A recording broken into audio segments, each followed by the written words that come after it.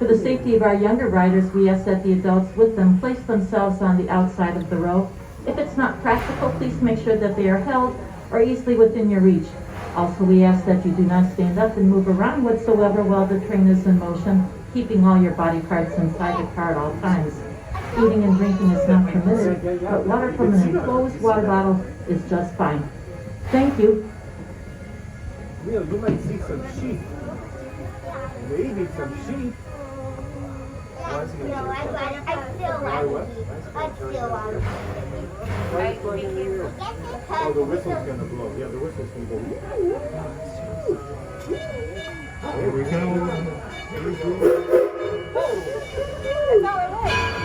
Oh, here we go.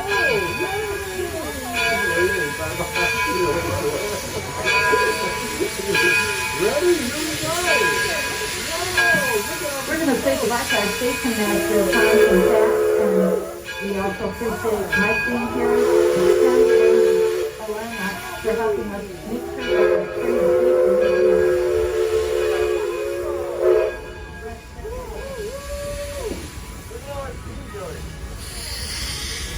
Your trip around the Janesville Village takes approximately 30 minutes. We will make a stopover at Smith Street Station.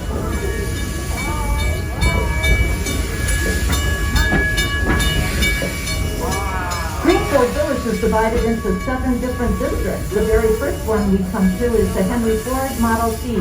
The white farmhouse you see there happens to be the birthplace of Henry Ford. He was born on July 30th, 1863, up on the second floor of that farm home. He was the oldest of 6 children, and at the age of 16, he decided to leave home. He wanted to work with machines instead of farming. Visit the home, and the presenter will tell you more about his early life. Then walk down the street over to Ford Motor Company and find out how Henry Ford came up with that vision of a motor car back in 1908, the Model T. Now we come into our second district. It is the Main Street district, where a lot of events take place.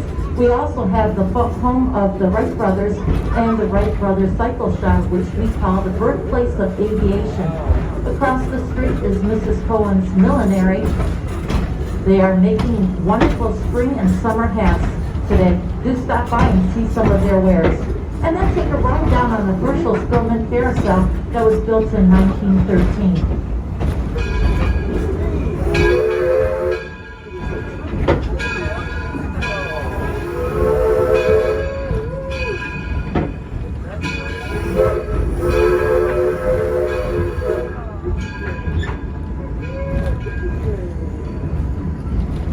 The statue of Thomas Edison takes us into Edison at Works District. In front of us is the Menlo Park Complex from New Jersey. On the second floor of the gray building is where Thomas Edison and his crew came up with many inventions. The phonograph, the incandescent light bulb, improving on the telegraph and the telephone. And the young single men that worked for him would rent a room from the Sarah Jordan boarding home. That's that yellow home that you see up ahead. In 1879, it was the very first home in the entire world fitted for electrical power. We do have a presenter there today who will tell you more, and you can see how the wiring looks. Next to that is Edison's Fort Myers laboratory. When he wintered in Florida, he continued working on his inventions.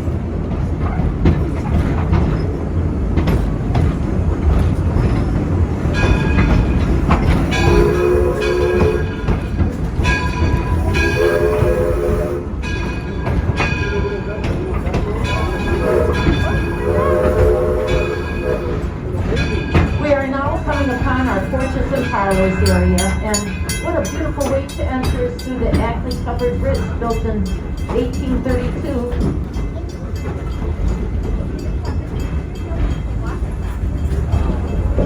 When you come through this area, we have presenters in many of the homes, and some of the homes are just walkthroughs. Visit the home of Noah Webster. He's the person who came up with that very first dictionary of the American English language. In 1828, we have the home of Robert Frost. We have the Maddox family farm, And just up ahead is the Susquehanna Plantation. It was one of the biggest plantations back in the day, built in 1835. 700 acres big, and tobacco was its cash crop. They also grow wheat and corn. Slaves were the ones that worked this plantation. Here we have a presenter that will tell you more about some of the hardships that the slaves had to endure. Next to that little orange structure happens to be the oldest American home that we have here at the Greenfield Village. It's the Plimpton family home, built in the early 1700s. A one-room home, and Mr. and Mrs. Plimpton raised 7 children in that dwelling. Do take a walk inside and see how that was possible. The Bears Windmill comes to us from Cape Cod, Massachusetts, built in the 1650s. It happens to be the oldest standing windmill in the country. It was a gift to Henry Ford. And next to that is the Daggett family farmhouse from Andover, Connecticut, built in 1754. Mr. Daggett was a carpenter, and he was very good at building. He came up with his own heating and cooling system.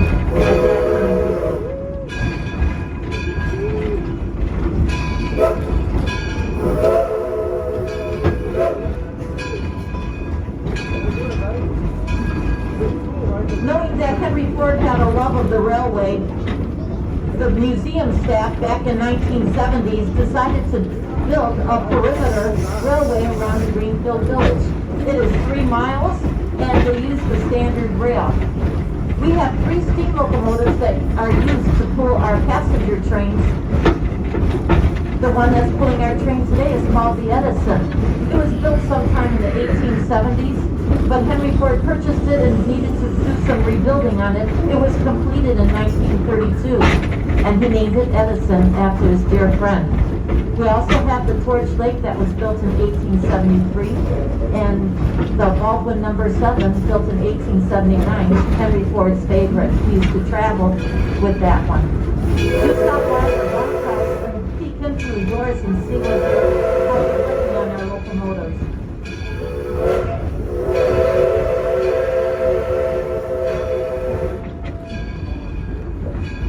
Our engineer pulling our train today is Brad, and our fireman is Mark. If you have any questions when we pull into Firestone, feel free to stop and talk. We will have a second train out later on, and it will be pulled by the diesel electric. We are now coming into our wildlife preserve. Kind of sit back and enjoy some of the sounds that a steam locomotive makes, and see if you can find any wildlife, white-tailed deer, red foxes. If you look over the water's edge, we have noticed quite a few blue herons.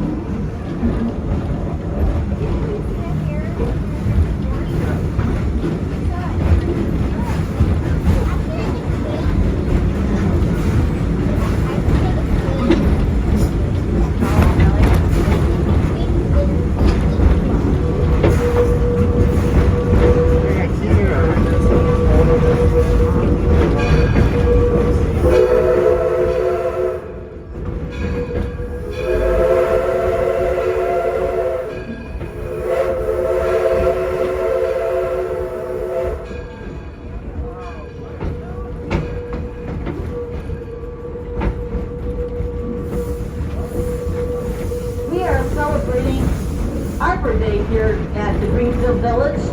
Arbor Day was first founded in 1872, and by 1885 it became a national holiday, always celebrated on the last Friday of April. And here we are. That what you just saw is called the blowdown. Steam from the locomotive is expelled along with some scaling that does collect. It's just a way of maintaining the locomotive. Plants and animals are not harmed by this.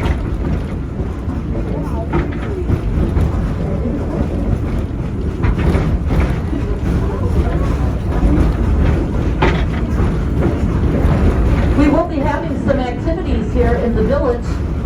We have representatives from the U.S. Forest Service that will be on site at the McGuffey workplace, and also our U.S. Forest Ranger here from our Greenfield Village will be at that site as well. Keep an eye out for Woodsy Owl. He will be here too. happens to be a place for many special events.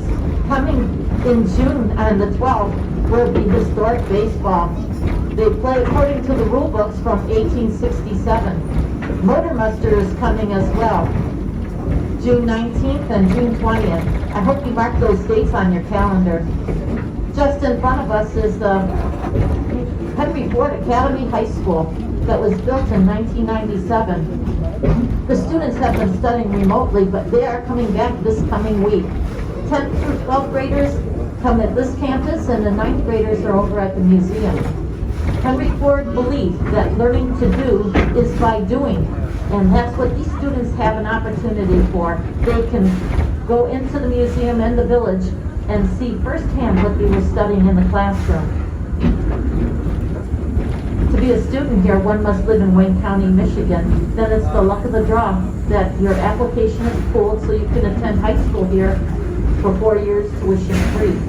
In these vintage railroad cars, it's reserved for the privileged seniors.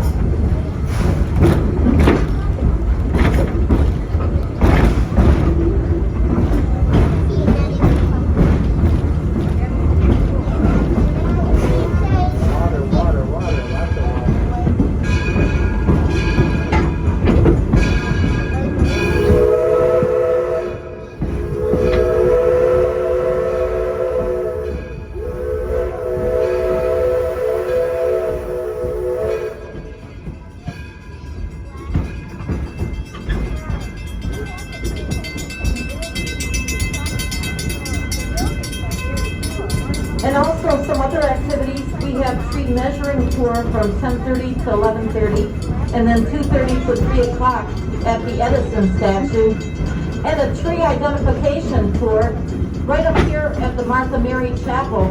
It starts at 11:30 to 12:30 and resumes again at 3:30 to 4:30. So if you got a chance to take and participate in some of our Arbor Day activities, that would be so much fun. Up the hill is that Martha Mary Chapel that Henry Ford built in honor of his mother-in-law Martha Bryant and his mother Mary Ford. Next to that is the Scotch Settlement School where Henry Ford attended Foley Elementary. And then we have the Logan County Courthouse where young Abraham Lincoln practiced law. We do have presenters there who will tell you more information. In front of us is the Taste of History restaurant. They're serving just beverages and snacks at this time, beginning at 11 o'clock until 3 o'clock. They will be serving hot lunches. And the recipes come from 3 of our historic homes here. You will not be disappointed. Next to that is the Eagle Tavern restaurant. It was silenced last year, but it will be reopening on May 20th. When you walk through the doors, you step back in time, into 1850 to be exact. Our presenters are dressed in period clothing, and even the menu that they will hand you and the drinks are of that same time period. Something to look forward to. We are now coming into the Spruce Creek Station. Please remain seated. The engineer will set a break and give us the sound of a single whistle.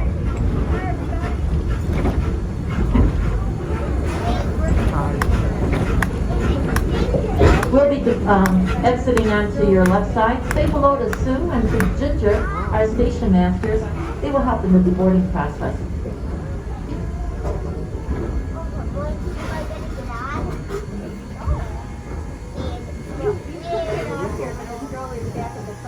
Come to this way.